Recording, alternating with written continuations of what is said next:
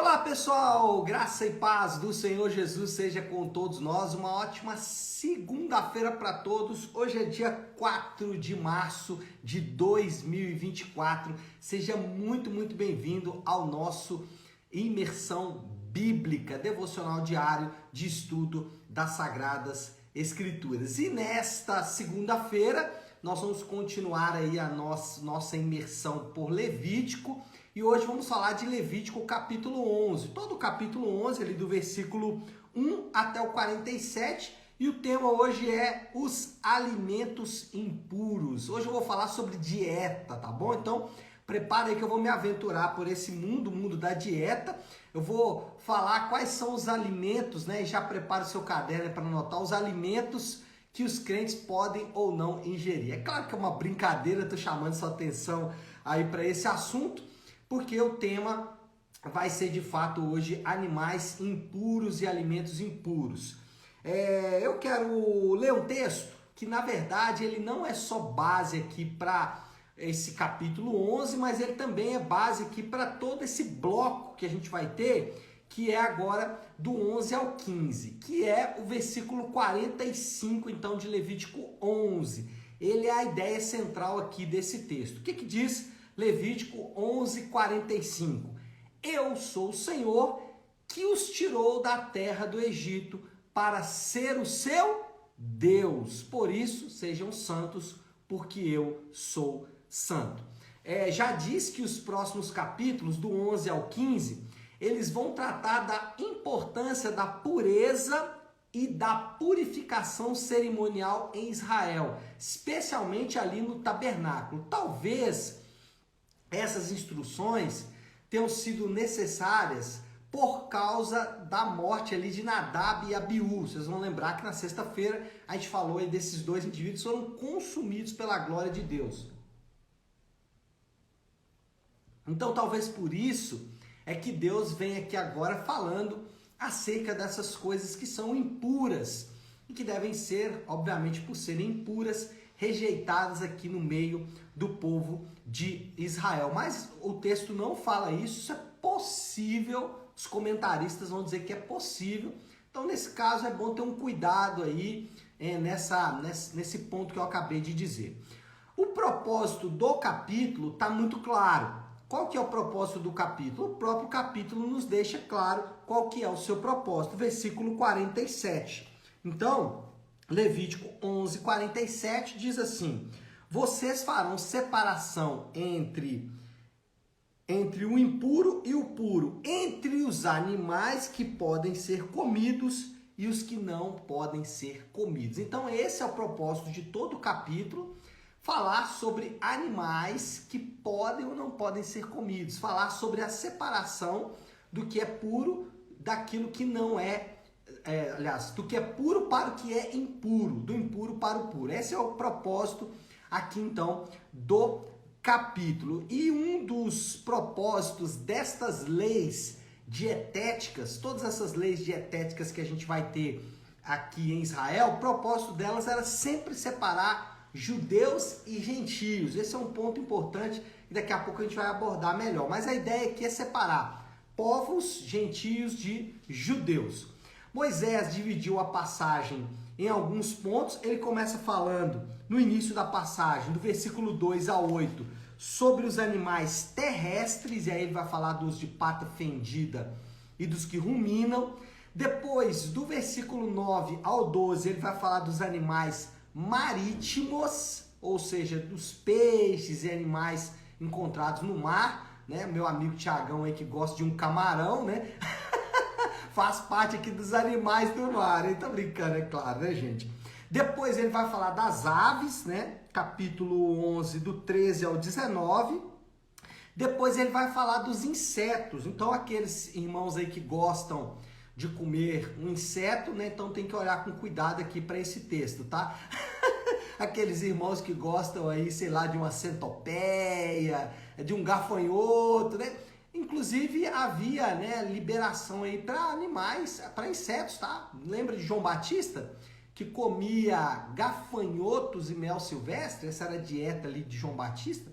Então os gafanhotos, por exemplo, era permitido comer. Eu não sei se alguém está animado a pegar uma sopa de gafanhoto, não, mas estava liberado, tá bom? Outro ponto aqui, então do 20 ao 23, insetos, e do 29 ao 43 é a parte maior aqui, né? Vai falar dos animais rastejantes, os lagartos, cobras e tudo mais. Então, aqueles irmãos aí que gostam de saborear uma bela cobra, vai ter problema aqui nos versículos 29 ao 43. Mas enfim, irmãos, esse é o texto, tá dividido aí, esse é um panorama geral.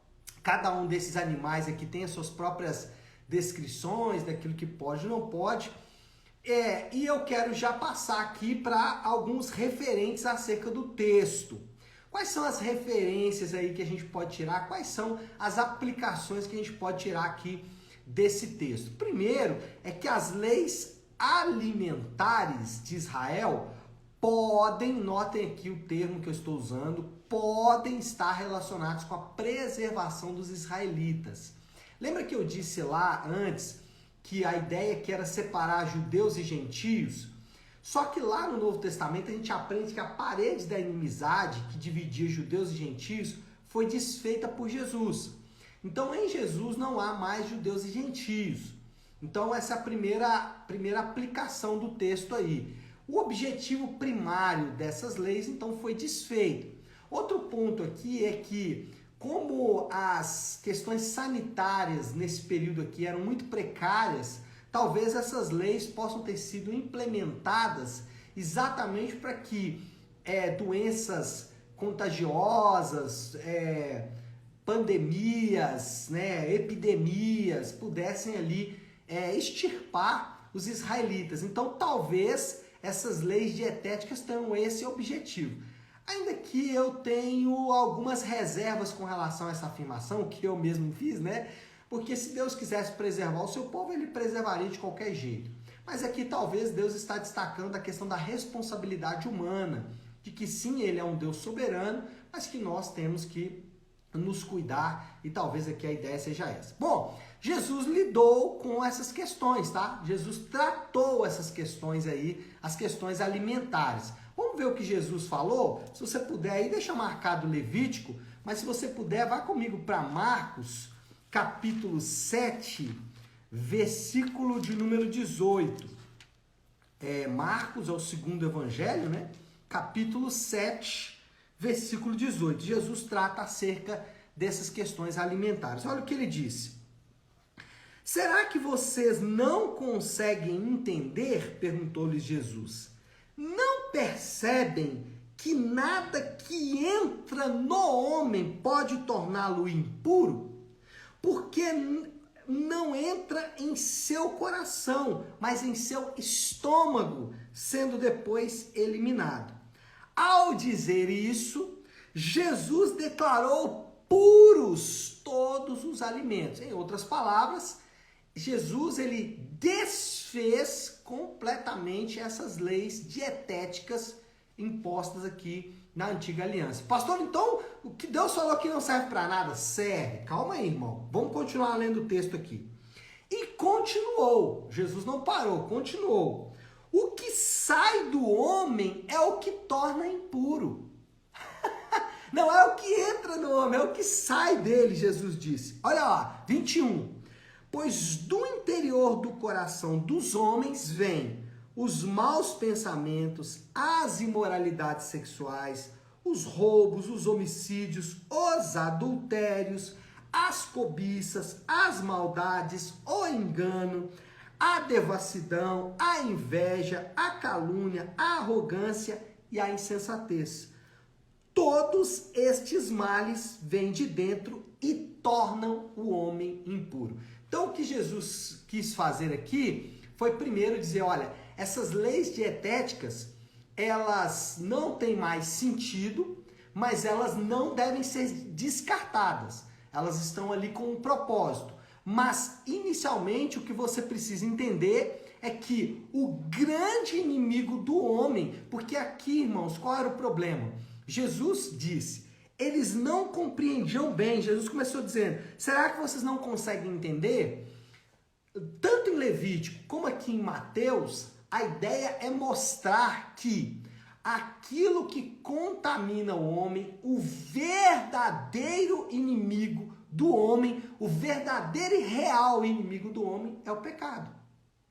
O pecado é o que tornou aqueles animais impuros, o pecado é o que torna os homens impuros. O pecado é o nosso grande e real inimigo. E é isso que Jesus está dizendo. Jesus, ele descartou nesse texto os caminhos alternativos para lidar com os nossos inimigos. Quais são os caminhos alternativos para lidar com os nossos inimigos? Primeiro caminho alternativo que a gente trilha, o caminho social. Qual é o caminho social? É o caminho dos terceiros. Esse caminho social foi bem estabelecido aí em alguns anos passados, que vão dizer o seguinte, que o problema do homem essencialmente é a sociedade, ou é a sociedade que corrompe o homem. O problema do ladrão é que ele foi oprimido. Então ele rouba porque ele foi oprimido.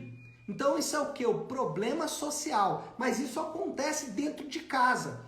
Quando em vez de encarar os meus próprios pecados, eu terceirizo ele. Eu digo que o meu problema é a minha esposa. Ela é o meu problema. O meu problema é o meu patrão. Ele é o meu problema. O meu problema é o irmão da igreja. É o meu filho, é o meu pai, enfim. Eu terceirizo. Jesus não trilhou esse caminho. Ele foi claro. O que contamina o homem é o que sai dele e não o que entra nele. Ou seja, aquilo que está no coração dele. Ele também fechou uma porta aqui que a gente gosta de abrir, né? Que é o caminho da espiritualização. Ou seja, o problema são os demônios. Irmãos, os demônios, eles se alimentam dos nossos pecados. Não podemos colocar a culpa nos demônios.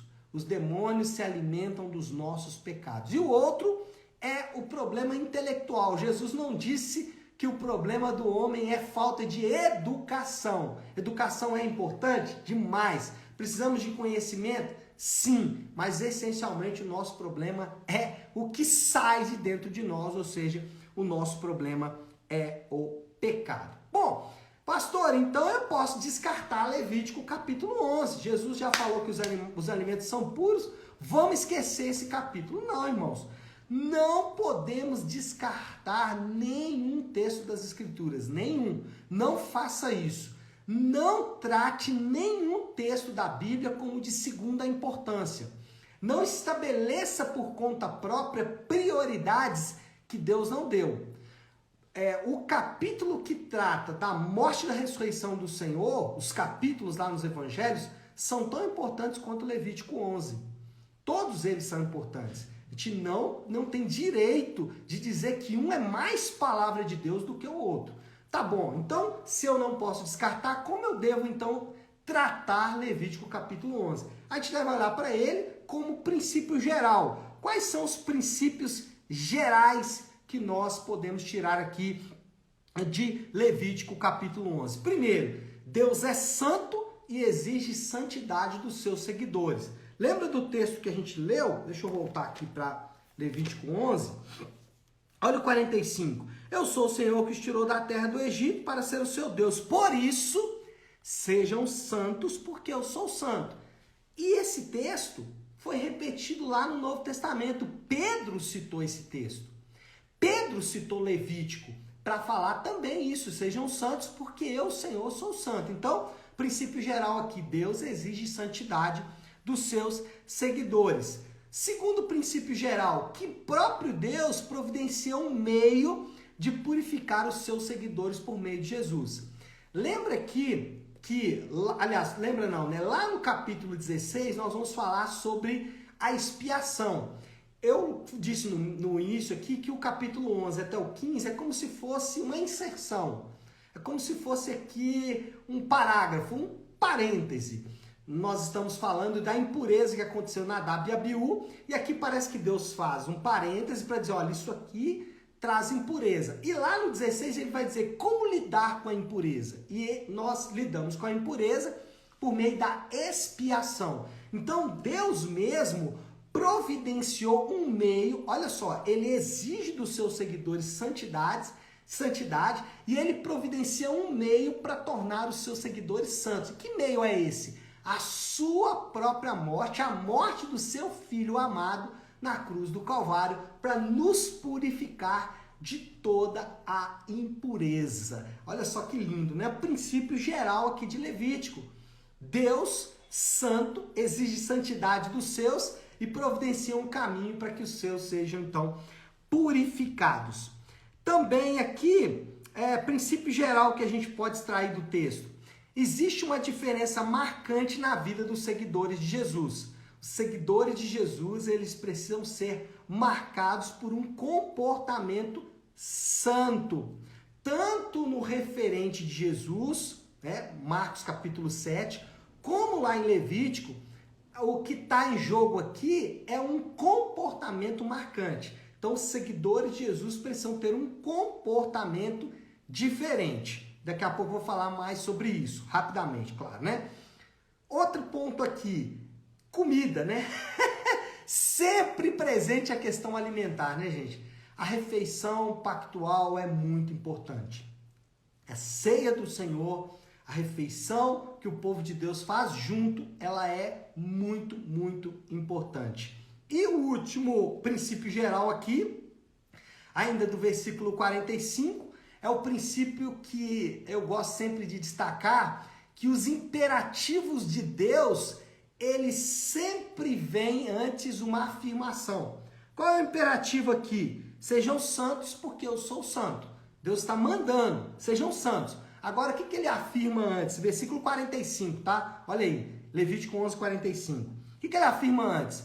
Eu sou o Senhor que os tirou do Egito para ser o seu Deus. Uau! Deus pede, na verdade, ordena que sejamos santos. Mas antes ele diz, primeiro, eu tirei você do Egito e eu estou em um pacto com você. Eu estou em uma aliança com você. Então, por isso, você deve ser santo. A motivação para a santificação está presente aqui nesse versículo 45. E aí eu volto lá para Jesus, né? Lembra que ele falou? Vocês não compreenderam bem. E nós não compreendemos bem também, né, gente? De vez em quando a gente patina aí nestas questões. Então, para finalizar aqui já para a conclusão, os alimentos impuros que os crentes devem rejeitar, lembra que eu falei para vocês que eu ia dar aqui a dieta de hoje, né? Então, os alimentos impuros que os crentes devem rejeitar são aqueles que procedem da natureza pecaminosa dos seus corações. Sabe o que eu e você precisamos evitar? E aí eu já passo aqui para o desafio do Léo dessa segunda aplicação. Qual alimento da lista de Jesus que eu preciso lidar hoje? Essa é a minha pergunta. Eu tenho aqui a minha própria lista, a minha dieta de hoje. E eu vou lembrar você aqui do que Jesus prescreveu e pensa aí, o que dessa dieta aqui precisa ser evitada? Ele falou, maus pensamentos, imoralidade sexual, roubo, homicídio, adultério, cobiças, maldade, engano, devassidão, inveja, calúnia, arrogância e insensatez. Meu Deus! Que lista de alimentos calóricos, né? Meu Deus, que lista de alimentos aqui que Jesus faz. Esses aqui a gente tem que evitar, pessoal. Esses aqui precisam ser evitados. Eles procedem da natureza pecaminosa do nosso coração. Não vem dos demônios, não vem dos outros, não vem da sociedade, vem do nosso próprio coração. Não vem da nossa ignorância, né? Mas vem do nosso próprio coração. Tá certo, meu povo? É isso. Vamos orar? Vamos colocar tudo isso aí diante de Deus. Vamos fazer como eu faço toda segunda-feira, né? Oração do Pai Nosso, para a gente começar bem a semana aí. Se você puder, então, pare aí um instante o que você está fazendo e vamos juntos aqui buscar a Deus em oração, orando a oração que Ele nos ensinou, a oração do Pai Nosso. Pai nosso que estás nos céus, santificado seja o teu nome. Venha o teu reino, seja feita a tua vontade, assim na terra como no céu. Dá-nos hoje o nosso pão de cada dia. Perdoa as nossas dívidas, assim como perdoamos aos nossos devedores. E não nos deixes cair em tentação, mas livra-nos do mal, porque teu é o reino, o poder e a glória para sempre. Amém. Amém, pessoal? Daqui uns dias eu não vou poder tirar o óculos para poder fazer a oração do Pai Nosso, não, porque eu não consigo ler mais. Mas é isso, pessoal. Nós vamos ficando por aqui. Que Deus te abençoe. Uma ótima, uma excelente segunda-feira para todos. Uma semana abençoada. Fiquem com Deus.